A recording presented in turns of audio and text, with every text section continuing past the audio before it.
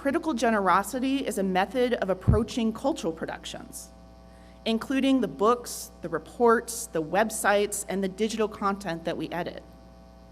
It's one that is always attentive to the broader social worlds that they come from and that they shape. In our editorial practice, we can take responsibility for the role of editors in shaping not only the futures of publishing, but also the worlds that publishing enables, or doesn't.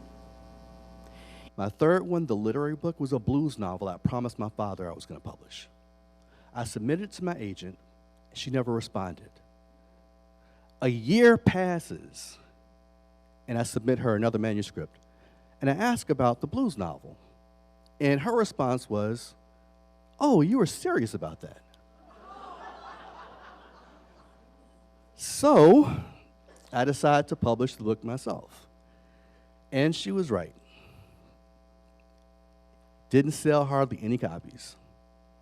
A couple of months later, I got an email from a man in Paris. The guy turns out to be a translator for Janet Ivanovich and a few other writers. He came across the book on a whim, loved it, and wanted to translate it.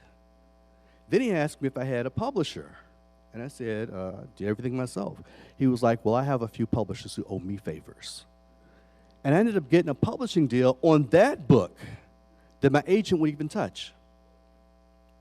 Now we're going to talk about superheroes.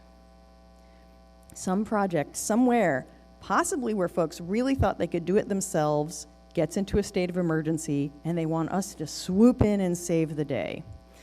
You fix things, you change things for the better.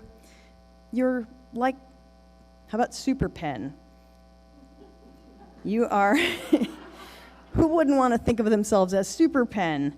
When you're super, you're fighting for justice. You're trying to make the world a better place with your superpowers. I think we'd all like to make the world a better place. And you know, Super Pen is invincible and invulnerable and indestructible. I have news for you, though. You are vincible.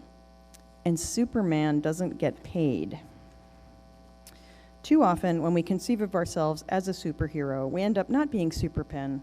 We end up being the Chicago martyr of style.